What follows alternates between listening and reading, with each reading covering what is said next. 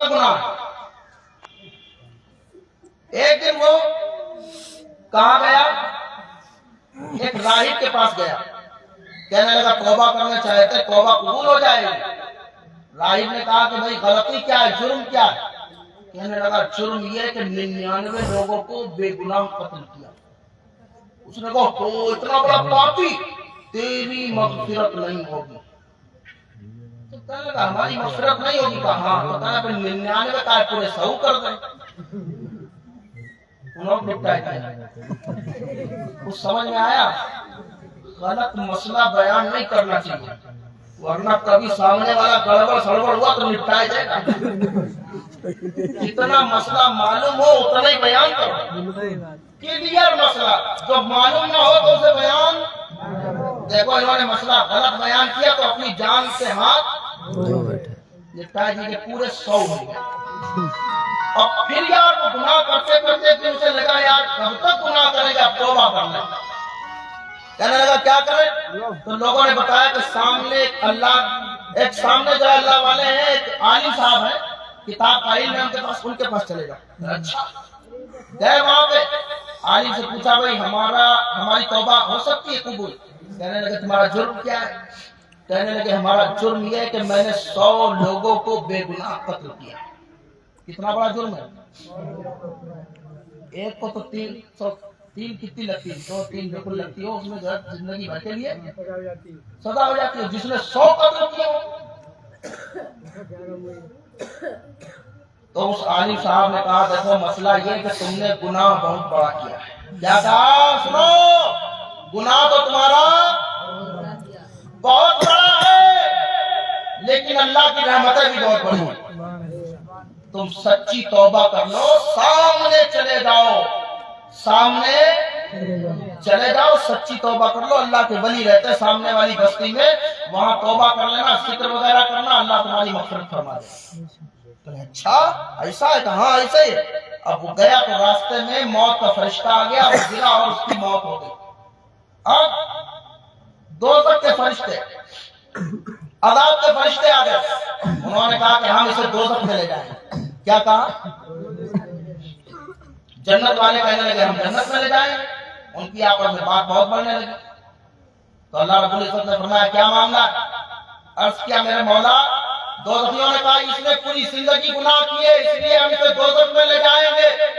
जन्नतियों ने कहा मौला पूरी जिंदगी गुनाह करता रहा, लेकिन अब तो तेरे वलियों की बारगाह में तौबा करने जा रहा है।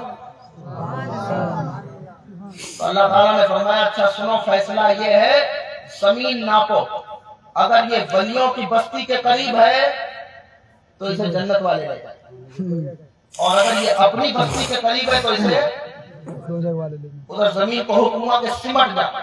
तो हदीस शरीफ में एक बालिश्त वो अपनी बस्ती से दूर था और अल्लाह वालों की बस्ती करीब था।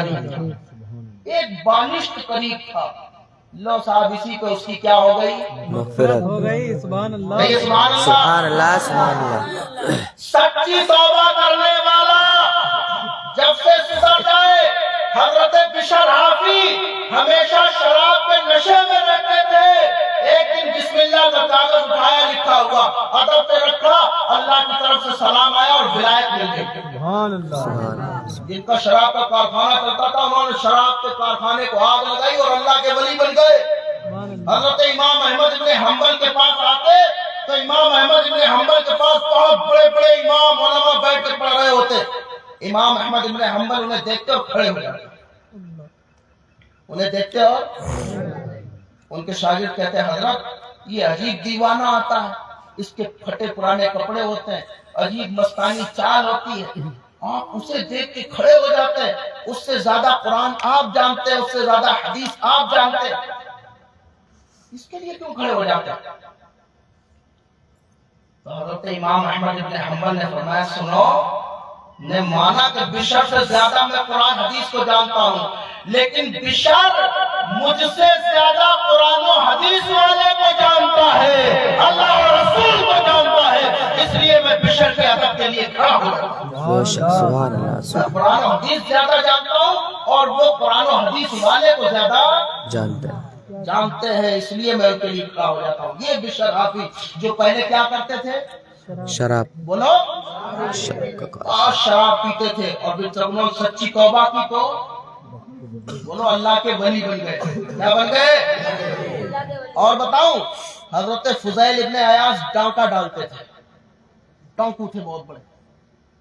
ایک قرآن کی آیت سنی, بہت بڑا واقعہ, مختصر یہ, وہیں سے انہوں نے سچی توبہ کی, اور پھر وہ اتنے بڑے ولی بنے, بڑے بڑے ولی ان کے مریدوں میں. حضرت حبیب عجمی سود کا کاروبار کرتے تھے. کاہے کا؟ بہت بڑا سود کا کاروبار. اتنا بڑا کاروبار سود کا تھا ان کا, اصل رقم ایک کنارے رہتی تھی, جس کے دروازے پہ جا کے کہتے ہیں یہاں تک آنے والے کا بھی سود چاہیے مجھے, ہم اپنے گھر سے یہاں تک چل کے آئے, اس کا بھی سود چاہیے. گھر میں جو کچھ غریبوں کا رکھا ہوتا سب اٹھا کے اپنے گھر لے آتے. ایک دن غریب کے یہاں گئے تو اس کے یہاں وہ شوہر تھا نے اس عورت کا, وہ کہنے لگی ہمارے یہاں کچھ ہے نہیں, ایک بکری ہے, بکری کے سرا اور پایا رکھا ہے, بکری کے سرے اور سری اور پایا رکھے ہیں. تو کہا وہی لاؤ. لے کے گھر پہنچے, پکاؤ. پکا, ایک بھکاری بھیک مانگنے آیا تو اس سے کہنے لگے ہم خود دوسروں گھر سے اٹھا لاتے تو ہمارے ہی مانگنے چلا گیا. بیوی سے کہنے لگے کہ کھانا نکالو, سالن نکالو. بیوی نے کہا کہ اپنے آپ نکال لیجیے. جب انہوں نے اپنے آپ نکالا تو پتیلی میں انہوں نے جب بھگونے میں جو برتن تھا ایسے کلچا ڈالا, باہر نکالا تو اس میں سالن نہیں تھا, اس میں زندہ خون تھا. کیا تھا؟ ان کی بیوی تھوڑا نیک مزاج تھی, دیکھو ہم تو پہلے آپ سے کہتے تھے غریبوں کا خون چوس کے لاتے ہو, دیکھ رہے ہو. کہنے لگے ہمیں توبہ کرنا چاہیے. حضرت مولا علی کے مرید حضرت حسن بصری کا زمانہ تھا. سبحان اللہ. کس کا زمانہ تھا؟ ہاں, حضرت حسن بصری حضرت مولا علی کے خلیفہ اور مرید ہیں. حضرت حسن بصری کے پاس گئے, جا رہے تھے, راستے میں چھوٹے چھوٹے بچے کھیل رہے, کہنے لگے لڑکو. بچے کیا کہنے لگے آپس میں, او بچوں سب ایک کنارے ہو جاؤ, سودی آ رہا ہے, اس کے پیروں کی دھول اگر ہمارے تمہارے اوپر آ گئی تو دوزخی ہو جاؤ. توبہ کرنے جا رہے تھے, ایک اور دل پہ چوٹ لگی. پہنچے حسن بصری کی بارگاہ میں, سچی توبہ کی. حسن بصری رضی اللہ تعالیٰ عنہ نے توبہ کرائی, مرید کیا, سینے سے لگایا, ولایت عطا کی. سبحان اللہ. واپس آئے تو بچوں نے کہا بچوں ادب سے کھڑے ہو جاؤ, اللہ کا ولی آ رہا ہے, اگر کہیں ہمارے قدموں کی دھول اس اللہ کے ولی کے اوپر گر گئی تو ہم گنہگار ہو جائیں. اتنا بڑا معاملہ کا, پہلے سود کا اور بعد میں جب سچی توبہ کی تو دیکھ رہے آپ, تو سچی توبہ انسان کی زندگی کو بدل. ہاں, کسی کو یہ کہنے کا حق نہیں کہ بڑے بھاری ملا بن گئے 2 دن سے, 100 چوہے کھائے کہ بلی حج کو چلی. نہیں, کوئی عورت آج کل کوئی لڑکیاں بیچاری دوپٹہ صحیح اوڑھنے لگے, نماز پڑھنے لگے, محلے میں لڑکیوں کا مذاق اڑانے لگے, بڑی بھاری ملا نہیں بنی جائے. سنو, یہ دنیا ہے, کوئی نہیں چاہے گا کسی کی عزت سلامت رہے. کون چاہتا ہے؟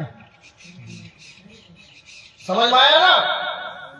ہر ماں باپ کو ذمہ داری یہ ہے کہ وہ اپنے بچوں کو پردے میں رکھے, لڑکیوں کو پردے میں رکھے. اور سنو, میں مشورہ دے کے جا رہا ہوں اور سبق دے کے جا رہا ہوں. آج بڑا میک اپ کا زمانہ ہے, بڑی بڑی کریمیں لگا لو لیکن چہرے میں چمک نہیں آنے والی. میرے نبی ارشاد فرماتے ہیں جو اچھا وضو کرے گا قیامت کے دن اس کے آثار وضو چمک رہے ہیں. چمک نکل رہی ہوگی. وضو وہ پیارا میک اپ ہے جسے قبر کی مٹی بھی پھیکا نہیں کر سکتی. کوئی کریم لگاؤ, منہ دھلنے کے بعد اس کریم کا اثر ختم. شادی کی رات اللہ اکبر, لڑکیوں کو دلہن بنایا جاتا ہے, 20,000 کا 15,000 کا میک اپ کرایا جاتا ہے. اب بتاؤ وہ لڑکی وضو کرے گی؟ نہیں کرے گی وہ سوچ رہی ہوگی ہم نے اگر وضو کر لیا ہمارا تو میک اپ سب غائب ہو جائے کھل جائے گا، نہ نماز کا آتا نہ پتا، کوئی وضو کا آتا پتا نہیں، اور پھر صاحب اولادیں پیدا ہوتی ہیں پھر ماں باپ کو مارتی ہے تو ماں باپ کہتے ہیں ارے یہ کیا ہو رہا ہے، آقا اجر یہ کیا ہو رہا ہے؟ ارے کاش سنو، تقریر آخری مرحلے میں ہے، چند باتیں سن لو۔ دیکھو حضرت بابا فرید گنج شکر کی ماں کو